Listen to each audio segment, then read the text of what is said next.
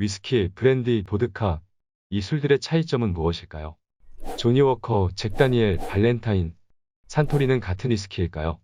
또 이 술들을 고를 땐 뭘 보고 골라야 할까요? 이 영상을 보고 나면 분위기 있는 바나 마트 백화점 주류 코너에서 당당해질 수 있을 것입니다. 증류주의 모든 것, 이제 시작합니다. 1. 높은 도수의 술, 스피리츠. 위스키나 브랜디처럼 일반 발효주를 한 번 더 끓여 얻어낸 이런 술들을 증류주 혹은 스피리츠라고 합니다. 동서고금 막론하고 비싼 가격으로 부와 성공을 상징하는 독한 술들이지요. 그리고 이 증류주들의 고향은 바로 중동입니다. 증류주에는 높은 함량의 알코올이 들어가는데요. 알코올이라는 말부터 중동의 아이라이너를 뜻하는 말입니다. 알은 영어의 어와 같은 관사이고, 코올은 중동 사람들이 눈가에 바르는 아이라이너 코올에서 유래했죠. 중동 사람들은 눈을 맑게 해준다는 의미로 남녀노소 눈가에 아이라인을 바르는 풍습이 있는데요. 이때 화려한 색상의 아이라인 염료들은 물에 잘 녹지 않고 알코올을 통해서만 녹는 것들이 많았기 때문입니다. 그런데 증류주는 왜 중동에서 생겨났을까요? 2. 금주령 때문에 생긴 증류주. 중동에 이슬람이 퍼지며 술은 금지되었는데요. 하지만 의학적, 화학적으로 알코올은 여전히 필요한 존재였습니다. 이에 알라지, 이븐 시나 같은 이슬람 학자들은 술에서 알코올만 따로 빼내는 증류법을 고안해내었죠. 이 지극히 학문적이었던 증류법은 나아가서 전 세계의 주류 문화를 바꾸게 됩니다. 중동에서도 레바논은 특별한 지역입니다. 과거엔 지중해를 주름잡던 페니키아인들의 후손이며 현대에도 가장 세속적인 이슬람 국가이죠. 또 레바논 와인은 이슬람이 오기 전까지 유럽 와인들의 선조이자 롤모델이었죠. 하지만 이슬람 세력은 레바논도 정복하였고 레바논은 더 이상 와인을 양조할 수 없었습니다. 그런데 의학 품목적으로 와인에서 알코올을 추출하는 건 가능하였죠. 와인을 증류시키면서 알코올이 한 방울 한 방울 맺히는 걸 보고 땀이라는 뜻의 아락이라는 이름을 붙여주게 됩니다. 레바논 전통주의자, 전세계 증류주의 조상인 아락은 전세계로 퍼져나가기 시작합니다. 3.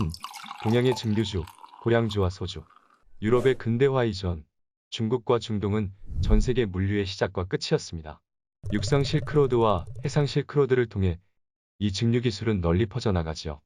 인도양을 통해 인도 남부와 실론섬, 그리고 인도네시아까지 코코넛 열매를 증류시킨 아락이 퍼졌고, 실크로드 중앙아시아 유목민들은 말저주로 빚은 마유주를 증류시켜 아르이를 만들었습니다. 이 아르이가 중국에 가선 고량주로 통칭되는 백주가 되었고, 고려에선 아락주, 현재 소주가 되었습니다. 양주와 구분지으며 마시는 고량주, 소주 모두 사실은 같은 증류주인 것이죠. 4. 유럽에 전파된 증류주, 그라파, 브랜디, 위스키 등등 현재 증류주 시장을 주름잡는 유럽의 증류주들은 어떻게 시작한 걸까요? 중세 유럽은 학문의 많은 부분을 당시 선진 문명 이슬람에 의지했습니다. 그래서 기독교 수도사들은 이슬람인들의 책을 번역하며 공부했는데요. 그러다 책에 나온 알코올 증류법을 익혔고 수도사들은 라틴어로 생명의 물이라는 뜻의 아쿠아비트를 양조해냅니다. 그래서 수도사들은 수도원에서 와인을 양조하고 남은 포도 껍질과 포도 알맹이들을 모아 증류하였죠. 대표적으로 오늘날 이탈리아 사람들이 에스프레소에다가 넣는 술, 그라파가 있습니다. 물론 전설에 따르면 로마 군인이 도시 그라파로 이집트의 증류기를 훔쳐와서 시작되었다고 합니다. 하지만 실제로는 터키의 라크, 그리스의 우조도 와인의 부산물들로 증류한 술들인데요. 이들의 역사가 훨씬 오래되어 이들의 영향이 더 컸을 것이라고 보고 있죠. 이 증류주들은 두 가지 특징이 있었습니다. 한 가지는 기존의 발효주보다 장기간 보관해도 맛이 유지되었고, 또 다른 점은 아무리 추워도 얼지 않는다는 것이었습니다.